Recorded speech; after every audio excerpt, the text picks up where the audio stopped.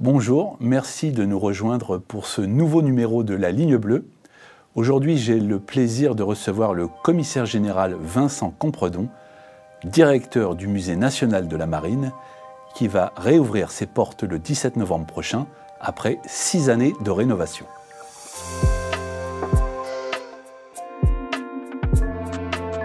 Et moi, j'aime bien quand on m'interrompt. Très bien.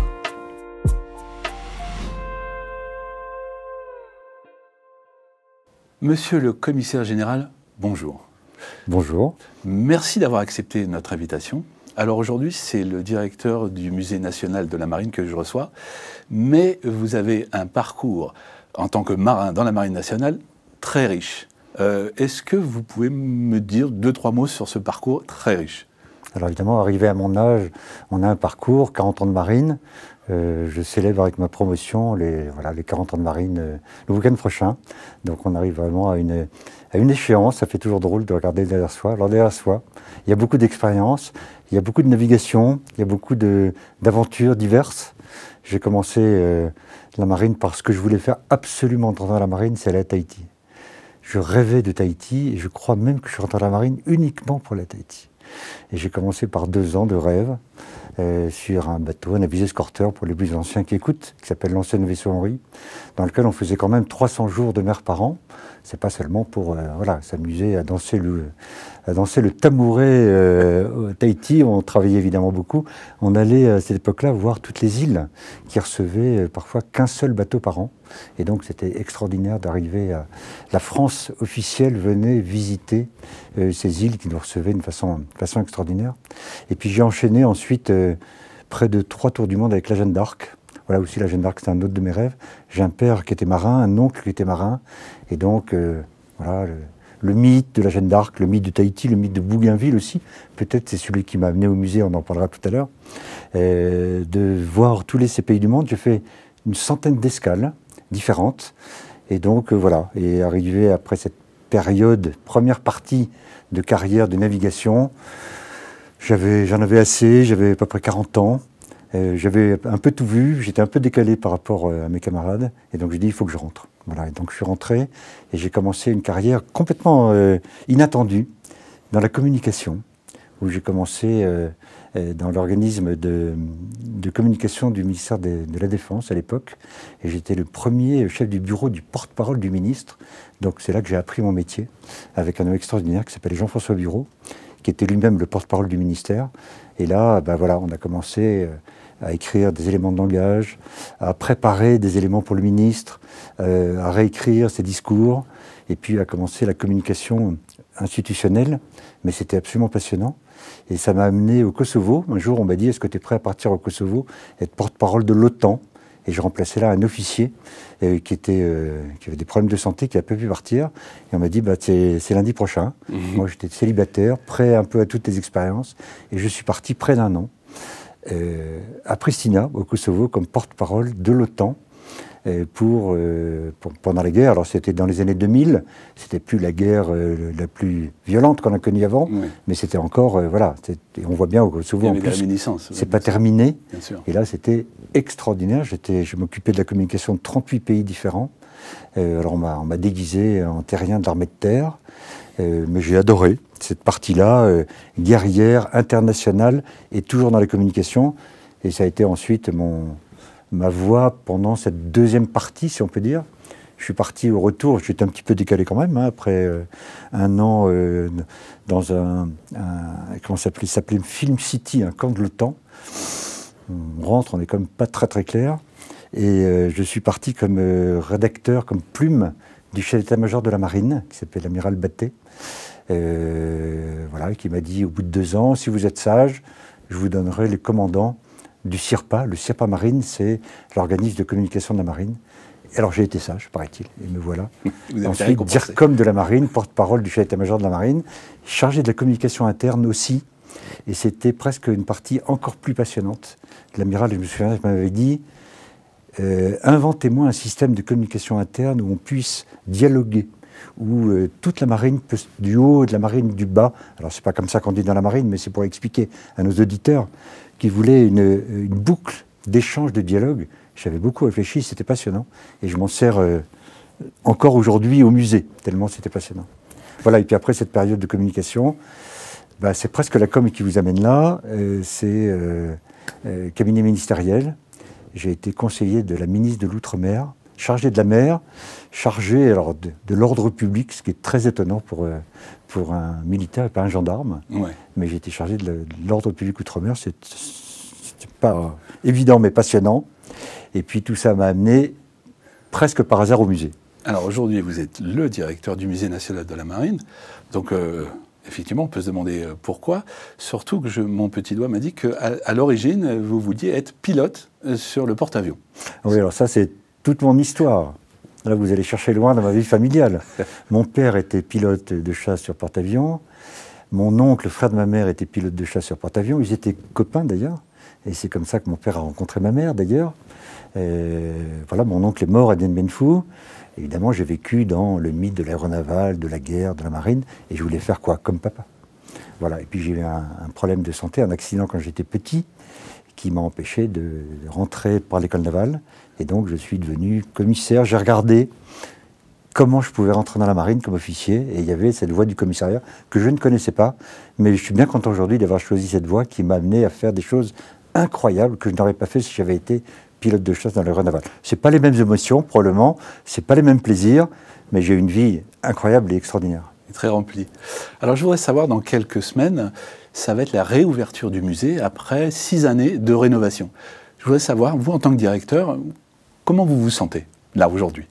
Alors aujourd'hui, c'est dans moins de 2 mois. C'est pas fini. Tous les jours, je me dis, est-ce qu'on va y arriver? Ce matin, on m'a demandé, j'ai fait visiter ce matin à une personne qui m'a dit, mais t'es sûr que tu seras prêt le 17 novembre? Et je lui dis, je pense qu'on sera prêt le 17 novembre à 6 h du matin, parce qu'on est dans la phase finale la plus tendue. Mais je n'ai pas de stress, je ne suis pas inquiet, je suis concentré. Toutes les équipes travaillent, on est dans une phase finale où on rentre, il y a à peu près 1 millier d'œuvres qu'il faut mettre dans les vitrines. Tout n'est pas encore prêt, mais ça rentre petit à petit. Et toutes les équipes sont extrêmement concentrées, elles aussi, et passionnées, déterminées, engagées. Tout le monde attend. Ce travail, on disait 6 ans en fait, ça a commencé il y a plus de 8 ans. Oui. Le travail de conception du musée a commencé dès 2015. Et donc voilà, ça va être la joie et la fête. Donc de l'émotion, de la concentration, pas d'inquiétude aujourd'hui. Comment avez-vous fait pour gérer un chantier d'une telle ampleur, humainement parlant? Ben, je ne sais pas. Alors évidemment, il y a le professionnel, mais vous... Ouais. C'était le grand défi, en fait. Oui.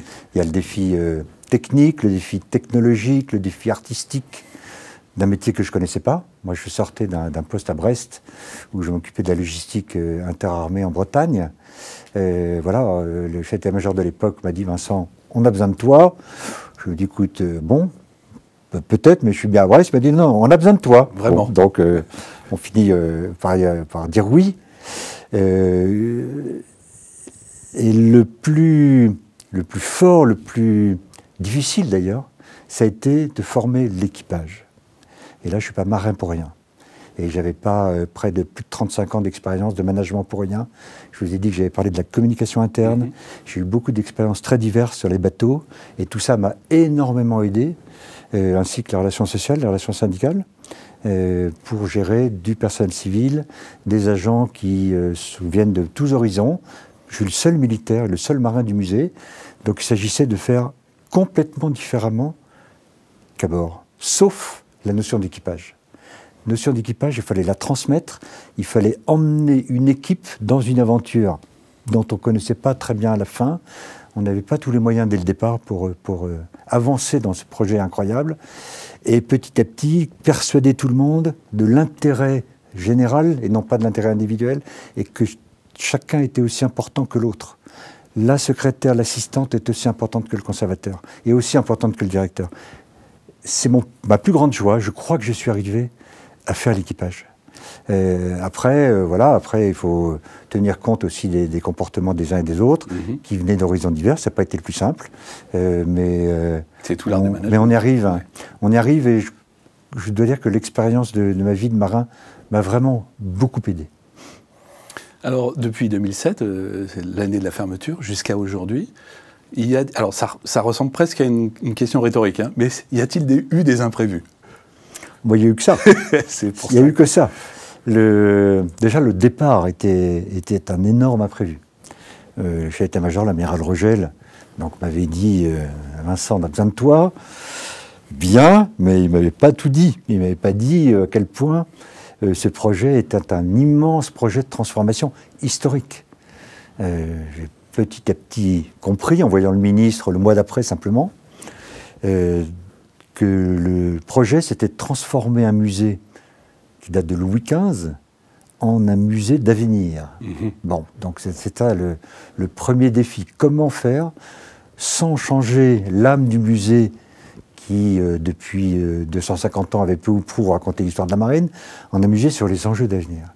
Les enjeux qui soient scientifiques, économiques, artistiques, environnementaux, culturels, évidemment stratégiques et militaires avec la Marine nationale. Mais voilà, comment on passait de l'un à l'autre, c'était le premier imprévu, et évidemment on est arrivé. Ensuite, ça a été beaucoup les questions d'architecture. On est dans un bâtiment qui était éphémère au départ en 1878, qui avait été construit pour l'exposition universelle. Et puis voilà, et puis en 2015, il était toujours là, et il s'agissait de le refaire complètement, et on a trouvé des choses, on a trouvé du plomb, on a trouvé de l'amiante, on a trouvé des murs sans fondation. Et donc tout ça, avec le Covid, a retardé beaucoup. Sur le reste, il n'y avait pas tant que ça d'imprévu, le tout c'était d'arriver à conduire ce projet sans très bien savoir... bien sûr, on savait où on allait, mais bon, avait un peu avec les moyens du bord. On a recruté des équipes qui ont pensé à l'architecture, qui ont pensé à la muséographie, qui ont pensé le parcours. Visiteurs.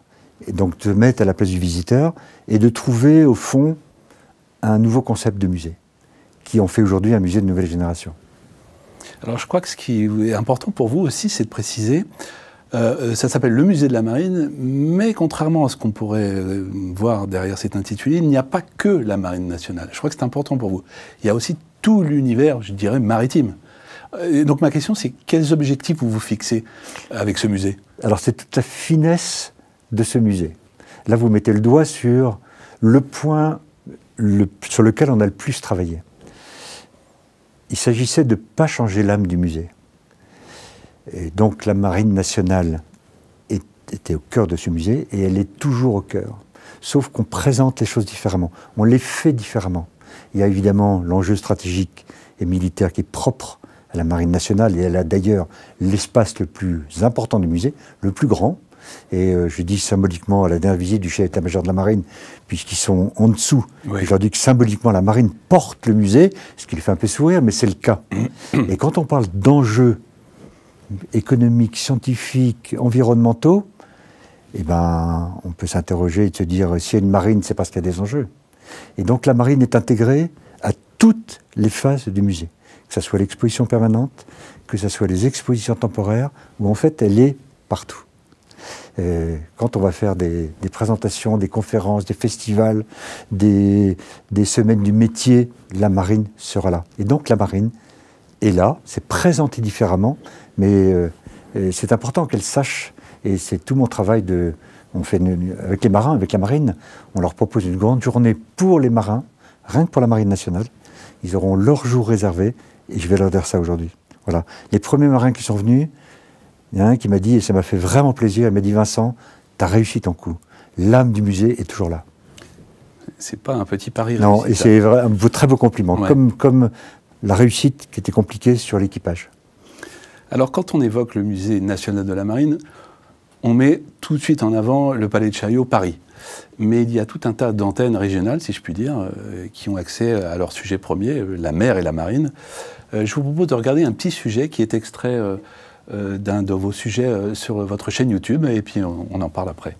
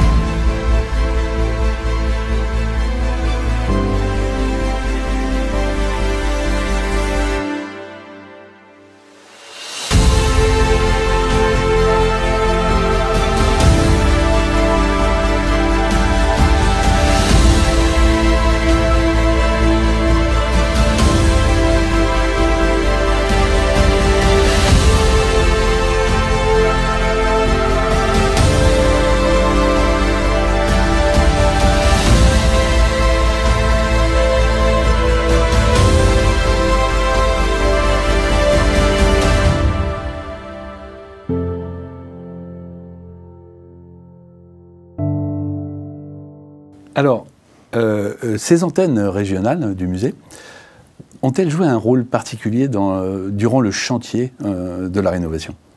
Alors plus que ça. Moi je les appelle les musées des ports. C'est ça. Je trouvais que le mot d'antenne oui. était un peu trop secondaire. Non mais c'est comme ça qu'on les appelle institutionnellement et quand je suis arrivé on les appelait comme ça. Les musées des ports c'est plus valorisant pour eux et ils méritent ça. Parce qu'à la fois c'est nos fenêtres sur l'océan, c'est les fenêtres sur la mer. On a Chaillot à Paris. C'est ça. On peut même se demander pourquoi un grand musée maritime à Paris, mais parce que la capitale est à Paris. Et d'une certaine façon, c'est le bord de la Seine. Le port de Paris, c'est Rouen, Le Havre. Il y a Aropa. Et donc, voilà, on a joué sur tout ça pour bien légitimer ce musée à Paris. Mais les musées des ports, que ce soit à Brest, à Port-Louis, à Rochefort ou à Toulon, ce sont des fenêtres vers l'océan. Et on a utilisé ces fenêtres vers l'océan pendant la rénovation pour qu'ils portent l'image du musée, qui était donc fermé, qui a été fermé pendant plus de 6 ans, oui. Qui va donc rouvrir, comme on l'a dit, le 17 novembre. Et pendant ce temps, ils portaient notre image, et plus que ça, on a expérimenté des tas de choses avec eux, puisque un projet ce tempo qui s'est duré si longtemps, on voulait bien se projeter à la réouverture du musée, et pas concevoir un musée de 2015, mais concevoir un musée de 2023 et au-delà. Et donc on a fait des tas d'expérimentations dans chacun de nos musées des ports, à qui on a donné les moyens de faire des expositions. Donc la fréquentation est montée en flèche, bondit, voilà, et ils ont beaucoup de succès. Par exemple, on a fait des expérimentations d'expositions sur les enjeux environnementaux. C'était le plus compliqué à montrer dans le musée, puisque Louis XV, il ne s'occupait pas du plastique en mer, il ne s'occupait pas de la fonte des glaces. Donc je n'avais pas d'objet pour montrer ça. Ni du climat. Et donc, ni du climat. Et on est arrivé par l'art contemporain. Et on fait rentrer l'art contemporain aujourd'hui au musée.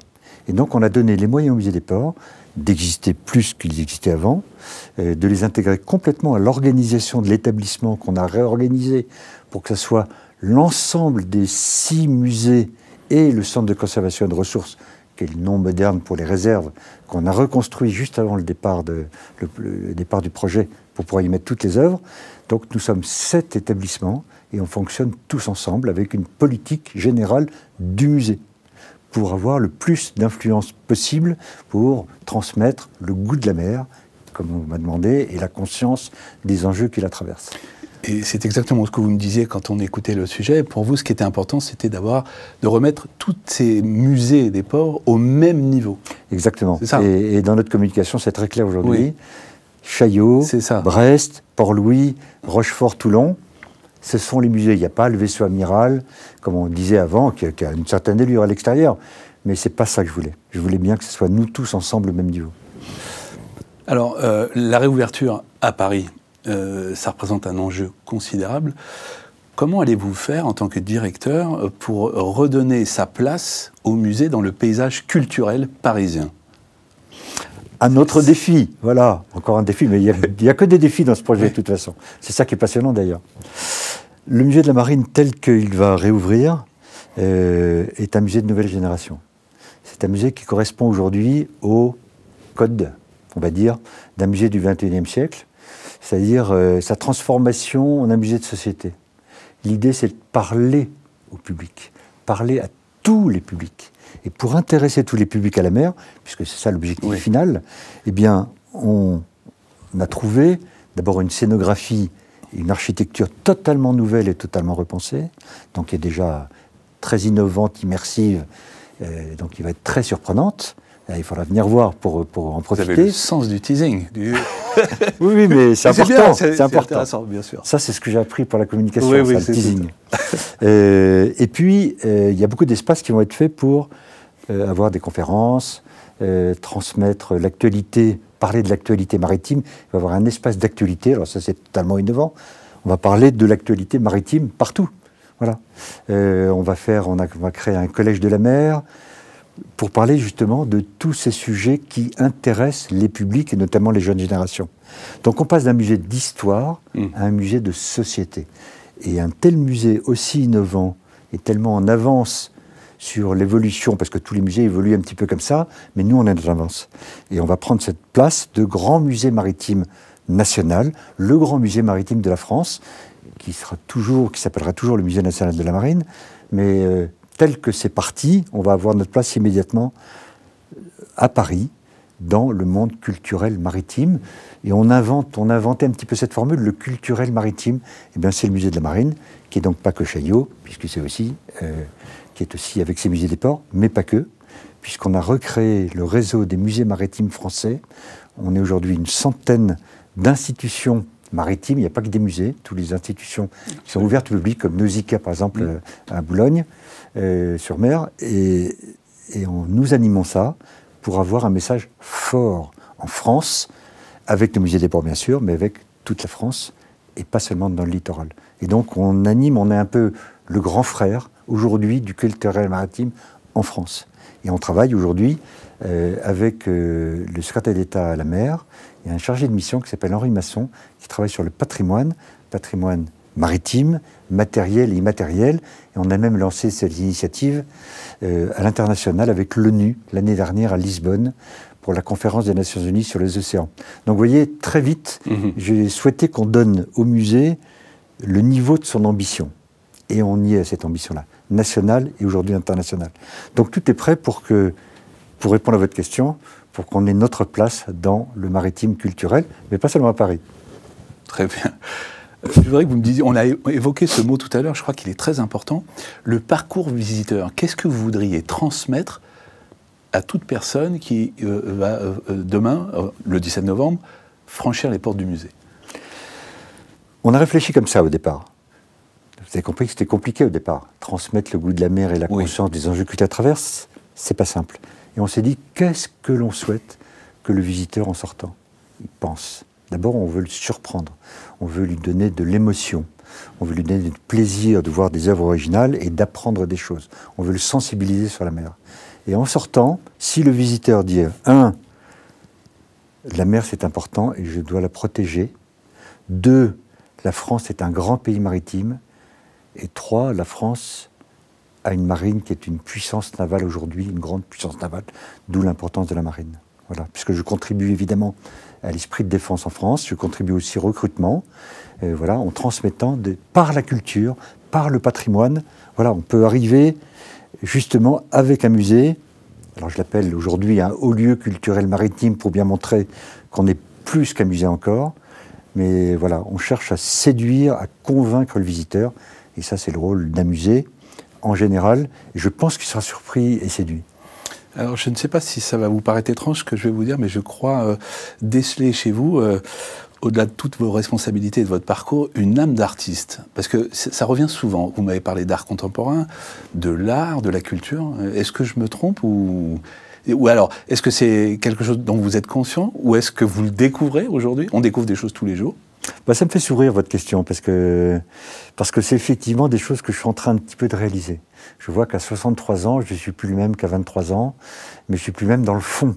J'ai eu une vie de marin, et j'adorais la marine, et j'ai tout donné d'ailleurs à la marine pendant 40 ans, enfin pendant 35 ans juste avant d'arriver au musée, et je vois que je me plais beaucoup dans ce monde artistique. Dans le monde maritime, évidemment, puisque j'ai de l'eau salée dans... Oui, c'est mon ADN. Alors moi, je le dis autrement, je dis que j'ai de l'eau salée dans les veines. Oui. Voilà, puis je fais de la voile, je fais de la course au large, donc je dis aussi que je suis un cul salé, comme on dit, parce que voilà, on a les fesses dans l'eau. Voilà, donc c'est vrai, je vis la mer en direct. Et j'ai découvert en moi cette sensibilité plus artistique, mais qui me va parfaitement bien, et qui va parfaitement bien au musée. Je ne le savais pas, je ne pense pas que l'amiral Rogel, quand il m'a nommé, le savait aussi. Alors je me suis un petit peu essayé à la peinture. J'ai adoré, mais ça m'a fait peur. Parce que c'est la première fois que j'agissais, non pas avec mon cerveau, mais avec mes tripes. J'ai eu tellement peur que j'ai arrêté. Alors il faut que je recommence. Voilà. C'est la prochaine étape. La prochaine étape, on verra. Oui, mais peut-être quand j'aurai quitté le musée, où je vais prendre un peu de recul. Et puis je me suis mis à écrire aussi. Voilà, et j'ai écrit un livre. Donc là aussi, c'est encore autre chose dans le domaine un peu artistique. C'est-à-dire que je me suis complètement libéré des choses que je ne connaissais pas, des traits de moi profonds, intimes, que je ne connaissais pas. Et le musée m'a donné cette chance-là. Alors justement, vous me parlez de vos désirs d'auteur. Si ça ne vous embête pas, je voudrais qu'on en dise un mot. Je crois que votre livre s'appelle « Le voyage en mer ». Voilà, sans révéler évidemment un secret. Est-ce que vous pouvez nous en dire un mot? Parce que si j'ai bien compris, ça retranscrit toutes vos années de marine, votre parcours, mais aussi cette découverte avec vous-même. Est-ce que je me trompe? Alors c'est exactement ça. D'abord, ça s'appelle le voyage en mer, comme le parcours du musée. Le parcours du musée, la partie musée, voilà, s'appelle le voyage en mer, qui est fait d'escales et de traversées. Alors, c'est pas de hasard évidemment entre le titre et ça, et le nom du parcours avec les œuvres qu'on va voir dans le musée, où on veut que les gens voilà, traversent la mer et soient transformés en fait, en quelque sorte, quand ils ressortent, comme on l'a dit tout à l'heure.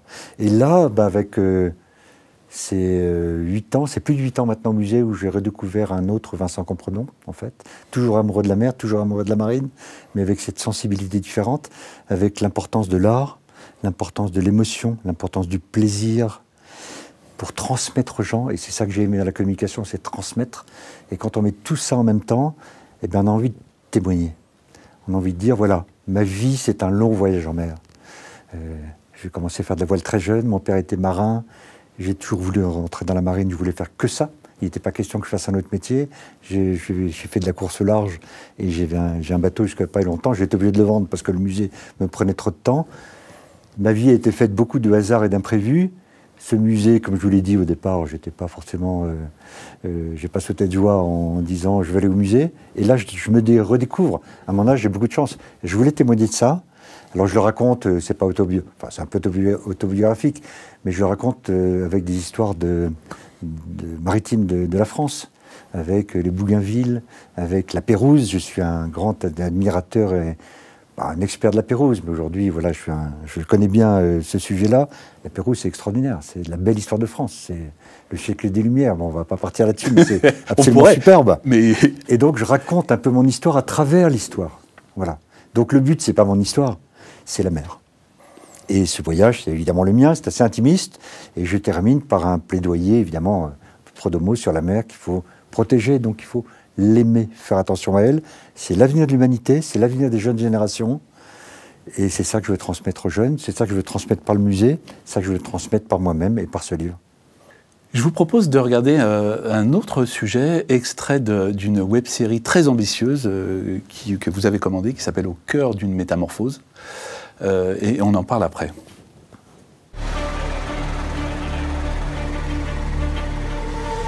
Alors, il s'agit d'une des premières œuvres à rentrer dans les murs du Musée national de la marine rénové. Donc c'est voilà, un moment assez symbolique puisque l'une des premières œuvres à rejoindre le musée rénové est un modèle de navire, l'un des plus monumentaux de nos collections. Donc l'opération de l'arrivée du Royal Louis, on la prépare depuis plus d'1 an. On a analysé tous les plans du bâtiment, on a regardé toutes les dimensions des accès pour se rendre compte que ça ne passait pas. Donc on a cherché une solution. Il n'y avait qu'un seul passage possible, c'était donc une fenêtre, côté jardin de Trocadéro. L'œuvre était malgré tout trop grande par rapport à la fenêtre. Donc cette fois-ci, notre contrainte n'était plus la hauteur, mais la largeur. Et là, donc, les restaurateurs du Musée national de la marine ont fait un test à blanc dans nos réserves pour voir jusqu'où est-ce qu'ils pouvaient tourner les vergues, abaisser les mâts, réduire en fait la dimension de l'œuvre sans la mettre en danger. C'est un énorme travail de coordination entre le grutier, qui doit être parfaitement en face de la baie Carlu, les équipes qui sont sur la plateforme, qui guident la caisse au centimètre près pour la mettre dans l'axe, l'équipe qui est de l'autre côté, à l'intérieur du bâtiment, dans un quai de déchargement qui est à la suite. Et donc, en fait, une fois que la caisse est posée, elle est roulée tout doucement, passer progressivement. Dans le cas du Royal Louis est très vite apparue la nécessité de le faire arriver avant la pose de certaines vitrines et mobilier scénographique autour, puisque du fait de ses très grandes dimensions, la pose de ces vitrines et de ce mobilier aurait rendu son installation beaucoup plus complexe.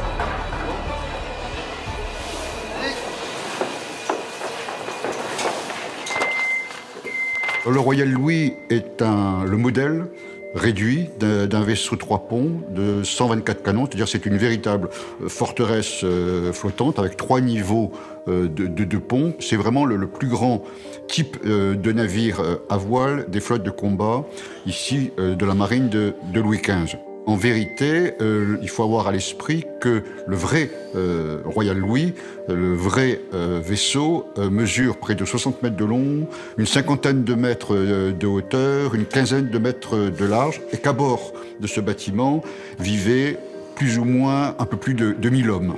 Donc c'est une véritable ville flottante qui se déplaçait et qui combattait. Alors là, c'est l'exemple du Royal Louis, mais ce que je voudrais savoir, on parlait d'émotion juste avant. Qu'est-ce que vous avez ressenti quand vous avez vu toutes ces pièces revenir à la maison, après tant d'années, en fait? C'était le première étape de l'aboutissement final. On a mis 2 ans et demi pour vider le musée. 2 ans et demi pour sortir un peu moins de 1000 objets. Parce qu'ils sont tenus, c'est des objets très anciens. Nous sommes, c'est reconnu comme tel, c'est pas seulement la fierté du directeur qui parle, mais les collections du musée de la Marine sont parmi les plus belles du monde. Évidemment, moi je dis les plus belles du monde, on me dit non, c'est parmi les plus belles du monde. Elles sont anciennes. Notre devoir, ceux de nos musées, c'est de transmettre dans les générations futures. C'est pour ça qu'on a des équipes spécialisées, des conservateurs, des régisseurs, des restaurateurs, des chargés de collection qui s'occupent en permanence de nos collections qui sont aujourd'hui à Dugny, dans un ancien bâtiment de l'aéronaval, dans le centre de conservation et de ressources de Dugny, où nous avons réuni toutes les œuvres qu'on avait, 60 000 œuvres. Bon, elles sont parties 2 ans et demi pour partir, il a fallu les transporter par des transports particuliers. Ensuite, on les a restaurées. Toutes restaurées. Les sculptures, les tableaux, les modèles, les objets. Tout a été restauré par une grande équipe de restaurateurs. Un exemple, les vues des ports de Joseph Vernet, on en a 13 sur les 15 qui existent au musée, n'avaient pas été restaurées depuis Louis XV. Moi, j'aimais bien les vues des ports de Vernet, mais là maintenant, je suis amoureux des ports de Vernet. Oui, voilà. Forcément. On parlait d'émotion, mais on peut parler d'amour maintenant. Bien sûr. Mais aussi d'émerveillement. Voilà. Donc quand ces pièces sont parties, sont revenues, sont restaurées avec autant d'amour et d'attention de la part de toutes ces équipes, de tous ces experts du musée, et là il faut les voir. Quand elles reviennent, on sort les caisses, on le voit sur les images pour le Royal Louis, mais il faut imaginer des maquettes même plus petites. L'attention qu'ils mettent, ça met parfois 1 heure et demie pour entrer une maquette dans une vitrine. Il y a 10 personnes qui sont là. L'équipe muséo est là, les transporteurs, les régisseurs, les conservateurs, tout le monde est là. Et on rentre tout doucement, c'est magnifique. Ça, c'est de l'émerveillement. Je le fais de temps en temps. Là, je vais dans le musée à peu près tous les jours, mais je ne peux pas rester 1 heure et demie à chaque fois. Mais quand je reste, vous parlez d'émotion, j'ai le cœur qui bat. Vraiment, j'ai le cœur qui bat. Et quand on voit le résultat final, c'est extraordinaire. Je voudrais qu'on aborde un point extrêmement important, c'est sur les types de soutien dont vous avez bénéficié, et peut-être nous dire un mot sur, par exemple, les différents mécénats. Je trouve que c'est vraiment important de pouvoir aborder ça. Alors, je vais d'abord parler du soutien du ministère des Armées. Ça commence par là. Ça commence par là, parce que c'est eux qui ont fait confiance au musée. D'abord, c'est le ministre, Jean-Yves Le Drian. Exactement. Qui a fait confiance au musée en disant, voilà, il a choisi un directeur, mais le directeur, il n'est pas grand-chose. Le directeur, il a une équipe. Et une équipe, c'est 120 personnes quand même, qui ont tous contribué à refaire et à reconstruire ce musée. Et puis, le ministère des Armées, c'est eux qui ont donné le financement. Voilà, on est aujourd'hui, on terminera, je pense, à 80 millions d'euros. Donc c'est une dépense extrêmement importante pour le ministère. On espère évidemment être au niveau de la confiance qu'on nous a donnée. Je n'ai pas trop d'inquiétude aujourd'hui, mais enfin on ne sait jamais. En tout cas, il y a toujours des gens qui regardent de très près ces questions-là. Et puis, je voulais être accompagné par des partenaires. Et des partenaires, il y en a plusieurs types. Je voulais que des gens s'engagent dans ce projet magnifique pour la France. Parce qu'en fait, c'est ça. Et on est allé chercher des mécènes, il y en a 15 aujourd'hui, qui s'appellent les mécènes bâtisseurs. On leur a donné un mot très fort, parce que ce sont des sociétés, des gens, puisque c'est généralement les présidents ou les directeurs, qui ont eu le courage et l'audace de nous accompagner avec un projet qui était seulement sur le papier. Et ça, c'est extraordinaire. Alors, on est en train de transformer maintenant avec un club de mécènes, mais qui vont nous accompagner pour la vie du musée. Mais nos 15 mécènes bâtisseurs, je leur remercie tous les jours. C'est extraordinaire quand même de se dire, Bien sûr. voilà, moi j'arrivais, je leur présentais, ils me disaient, voilà, on y croit. Et moi j'étais content d'être accompagné justement pour montrer l'engagement de ces 15 sociétés qui ont eu justement cette vision, parce qu'il fallait avoir une vision, un peu comme celle de M. Le Drian, qui se dit il faut montrer l'avenir, il faut parler de la mer avec l'avenir, de l'avenir. Et là, voilà, ils ont eu cette dimension d'accepter de nous accompagner. Et je leur disais souvent, le budget et l'argent est important, mais c'est notre moyen de parler, ça. Moi, j'ai besoin que vous croyiez dans le projet. Voilà. Et voilà, et puis on parlait d'argent après, évidemment, parce que c'est comme ça que ça se passe. Ça, c'est pour les mécènes. Évidemment, je leur rends un grand hommage. Alors, on s'occupe beaucoup d'eux, mais ils le méritent. Les autres partenaires, c'est les partenaires institutionnels. Comme vous avez compris qu'on allait beaucoup parler de la mer et du musée, moi, je ne suis pas expert. Je peux parler de la mer, mais je ne suis pas expert dans tous les domaines.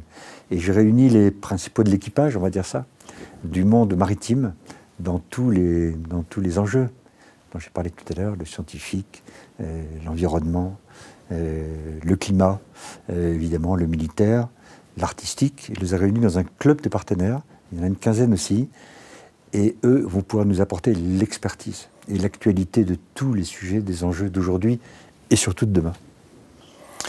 Alors, monsieur le commissaire général, cette émission touche à sa fin. Je ne l'ai absolument pas vu passer et je vous en remercie.